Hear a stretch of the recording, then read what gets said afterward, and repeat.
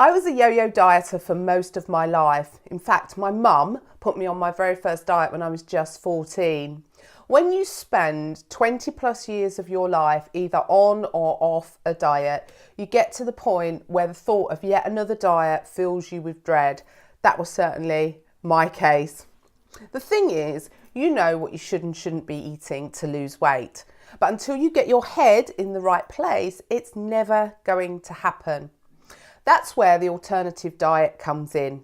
And I'll let you into a secret. It's not a diet at all. There is no giving up cake or chocolate allowed on this program. The course is your guide to discovering more about you and your relationship with food, the highs and the lows. I've been overweight in varying degrees for all of my life, and I reached my heaviest of 19 stone when I was 27. I didn't get to that weight because I was lazy, greedy, or lacked willpower, although I kind of tried to tell myself that that was the reason for so many years. I got to that weight because I was really unhappy. I got to that weight because I used food to stuff down my feelings. I found it really hard to tell people how I was feeling, and I also put everybody else's needs before my own. You see, I learned to hide my feelings in childhood. I also learned that food made me feel good. You see, my mum was a prolific feeder. She struggled to show us love in a conventional way, and so she did it through food.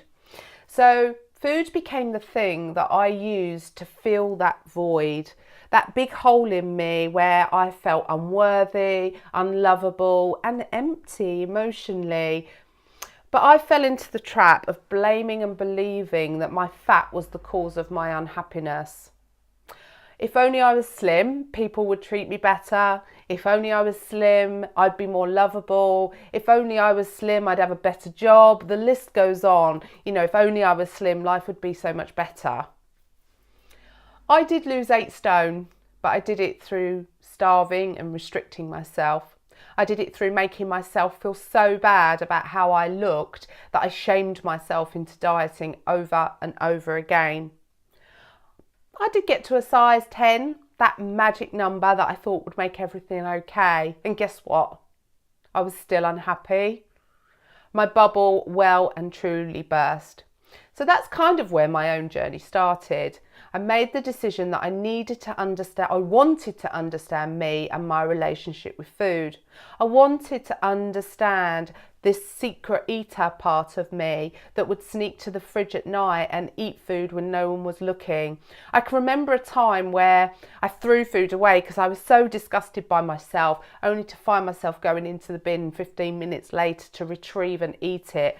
What is that about? I wanted to understand the part of me that would sit in the car and eat, a place where on my own I felt most comfortable. I wanted to understand why, if I was going out for a meal, would I eat before I went out and then order a salad when I went out? Who was I trying to kid? That fear of being criticised or judged or made to feel inadequate, I just couldn't tolerate. So I knew I had some really unhealthy eating patterns and my relationship with food was quite disordered. Fast forward 5-7 years and I decided to use my own experience to work with other people and to help them work through their own destructive dieting cycles. The Alternative Diet is an online course that's going to help you to get your head in the right place so that transformation of your body can happen more naturally. No more yo-yo dieting, no more starting again on Monday, no more making promises to yourself that you don't keep. A gentler start to a new you.